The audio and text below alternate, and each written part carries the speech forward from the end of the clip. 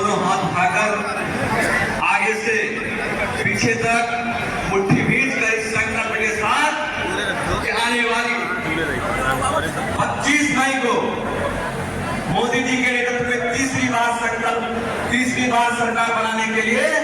अपने प्रिय भाई प्रवीण जी को भारी बहुमत से जिताने के लिए संकल्प के साथ मिलकर उद्घोष करेंगे। बोलिए जय श्री राम, जय श्री राम, जय श्री राम, जय श्री राम, जय श्री राम। आज पूज्य संत कबीर की धरती पर हरीराबाद विधानसभा के बूथ अध्यक्ष सम्मेलन एवं कार्यकर्ता सम्मान समारोह में उपस्थित आज के कार्यक्रम की अध्यक्षता कर रहे हमारे सम्मानीय जिलाध्यक्ष आदरणीय जगदम्बा प्रसाद श्रीवास्तव जी और यहाँ के लोकप्रिय प्रत्याशी और माननीय सांसद आदरणीय इंजीनियर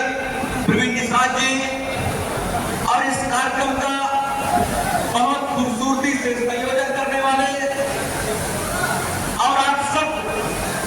चुनाव जीतने के साथ साथ आपके दिलों पर राज करने वाले हमारे प्रिय भाई श्री अंकुर राज तिवारी जी,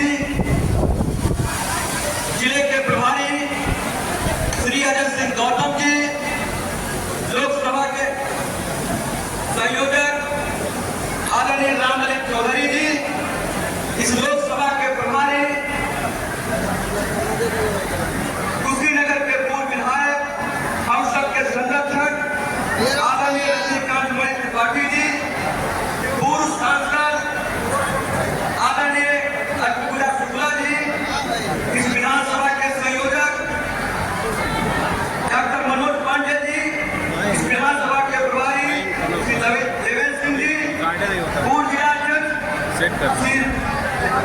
श्यामकरण सिंह जी, श्री बद्रीनाथ प्रसाद यादव जी और यहाँ पर उपस्थित भारतीय जनता पार्टी के सभी सम्मानित जिले के पदाधिकारीगण, मंडल और विधानसभा के सभी सम्मानित पदाधिकारीगण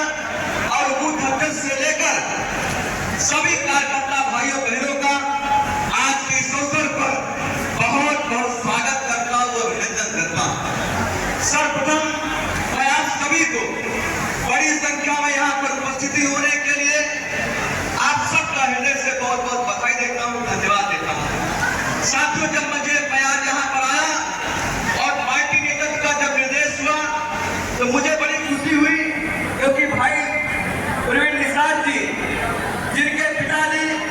हमारे चुनाव में हमको समर्थन और आशीर्वाद देने के लिए आए थे और बड़ी पूरे अयोध्या मंडल में आप सबके आशीर्वाद से और प्रभु श्री राम के आशीर्वाद से हमने एक बड़ी इज्जत कराने का काम किया था। और आज भी मुझे भी मौका मिला कि मैं प्रवीण निषाद जी के लिए थोड़ा बहुत सहयोग कर सकूं, आप सबसे मदद मांग सकूं, इस नाते मुझे भी यहाँ आके मौका मिला। मुझे इस बात की बड़ी खुशी और साथियों खुशी मुझे इस बात की भी थी कि हमारे भाई आदरणीय अंकुर राज तिवारी जी जो लगातार हम सब लोग बैठा करते हैं और एक दूसरे से अपने मन की बातें कर पाते थे, और आज जिस तरीके से आप सबको उन्होंने बुलाने का काम किया और आज वो मुझे मेरी खुशी दोहरी खुशी के रूप में तब्दील हुई, इस नाते मैं अपने भाई अंकुर राज तिवारी जी का भी हृदय से बहुत बहुत धन्यवाद देता हूँ, साधुवाद देता हूँ। साथियों मित्रों, आज से 10 वर्ष पहले जब आप सबने कमल के सामने वाला बटन दबाकर आदरणीय प्रधानमंत्री नरेंद्र मोदी जी को अपना आशीर्वाद देने का काम किया था और वो कमल वाला बटन बहुत को बढ़ाने का काम किया, वही देश से तमाम आजादी से पहले की बातें रही हूँ, चाहे आजादी के बाद की तमाम अनसुलझी समस्याएं रही हूँ, उनका भी समाधान देने का काम देश के प्रधानमंत्री आदरणीय मोदी जी के नेतृत्व के साथ हुआ। साथियों, कौन नहीं जानता है, मैं एक घटना से अपनी बात को शुरुआत करना चाहता हूँ। यूपीए की कांग्रेस समर्थन में सरकार चल रही है, एक हमारा गलती से पाकिस्तान की सीमा के अंदर वो चला गया था, उस समय पाकिस्तान के सैनिकों ने उसका गला काट कर एक वीडियो क्लिप बनाकर फुटबॉल की तरीके खेलते हुए पूरी दुनिया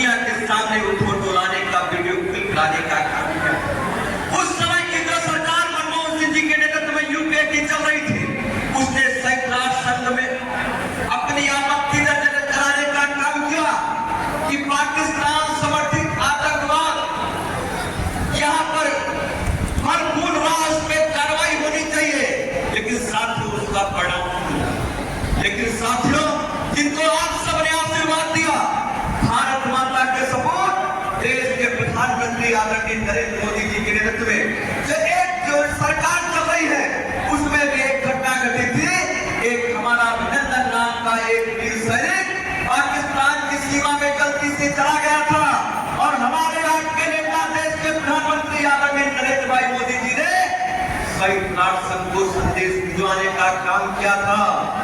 अगर अभिनंदन सकुशल भारत है, अभिनंदन ससम्मान भारत आया, पूरी दुनिया ने भारत के ताकत को देखने का साथियों काम किया। पूरी दुनिया के अंदर एक ऐतिहासिक सम्मान दिलाने का काम देश के प्रधानमंत्री आदरणीय मोदी के नेतृत्व में हुआ है। और साथियों यही नहीं, अभी रूस और यूक्रेन के युद्ध लोगों ने देखने का काम किया। हमारे 20,000 से ज्यादा लोग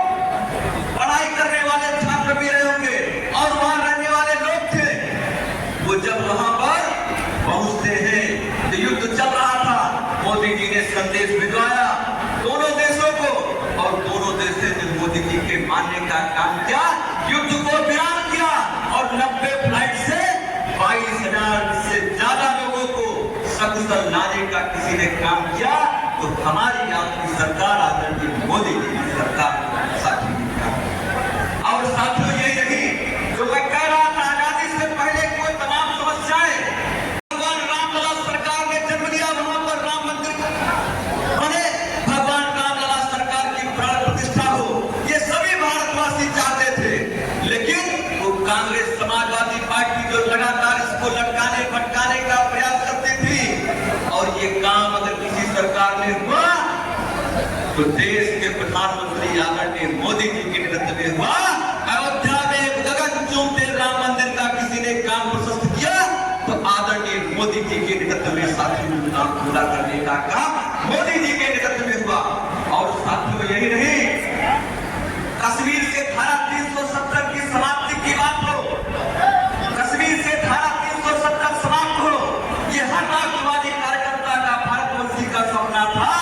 उस सपने को भी किसी ने अगर साकार करने का काम किया तो भारत माता के सपूत देश के प्रधानमंत्री आदरणीय